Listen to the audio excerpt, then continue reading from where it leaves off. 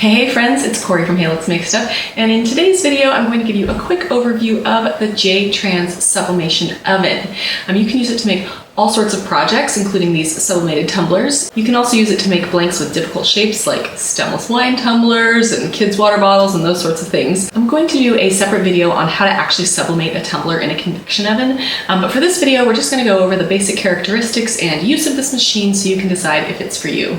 This is a sublimation-specific convection oven, meaning it was designed for sublimation. That doesn't mean you need to use a sublimation-specific oven, however. You can use any convection oven or even an air fryer to do sublimation. I just like this one because it was specifically designed for sublimation and it is very easy to use. It doesn't have a lot of features that I don't need, which a lot of convection ovens do, and it's quite large, so it's very easy to make projects like this. This is specifically the J-Trans sublimation oven. I got this from Heat Transfer Warehouse, and I've been using it, but it's been a while, so I thought now that I've used it quite a bit, I would give you a tutorial. This is a very easy oven to use, so this is probably going to be a very short video, but I wanted to show you how it worked. When you first plug this oven in, you'll see that the temperature here is blinking. You can use this dial here on the left to change the temperature.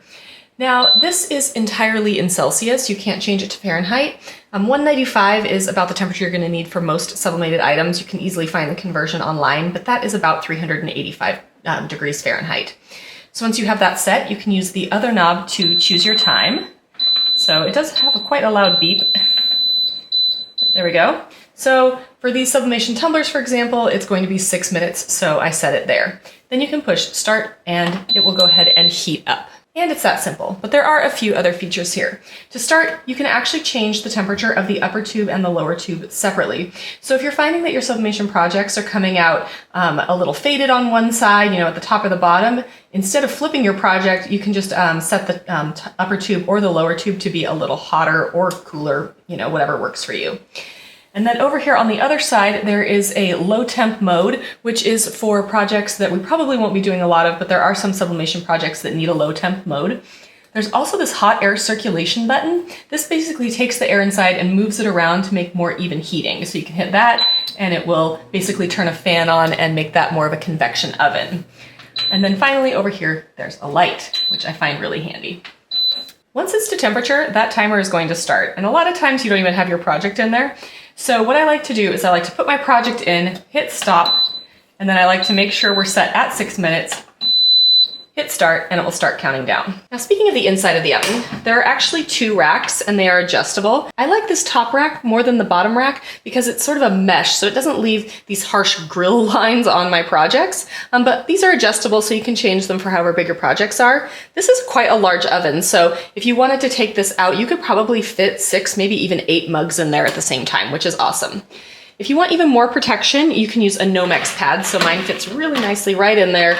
And then usually what I do is I'll put my tumbler on that Nomex pad, which really keeps it from getting any sort of marks. And that is basically how you work the machine. It's really not that difficult, and I find it much easier than the smaller convection oven I had before. This one I've not had to play around with at all because it really is designed for sublimation. It also comes with a little instruction manual, which is helpful. It goes through everything that I went through, plus a little bit more. But make sure you take it out of the oven, because maybe I didn't and I completely scorched my book. So I just want to make sure you take that out of the oven before you heat it up the first time. Don't be like me. If you're looking for dimensions, it is quite big. It's about 16 inches tall, I think 19 inches wide, and about 18 inches front to back. So you do need a significant amount of space. There are obviously much smaller convection ovens. They can't hold quite as much, but it might work better for your space. Like I said, I'm going to do a separate video on how to sublimate tumblers. I think I'm also going to do other videos on how to sublimate things like dog dishes and shot glasses and wine tumblers and all of those sort of oddly shaped items. You can do all of those in here. At the time of my filming of this video, this retails for about $350, which is, yes, more expensive than a lot of sublimation ovens. I've given you the reasons I like it. You can decide if it will work for your budget and your needs. If you have any questions about the J-Trans sublimation convection oven, I would love to answer them in the comments. If you found this video informative or helpful, give this video a like, subscribe to my channel for more sublimation content. I'll see you next week.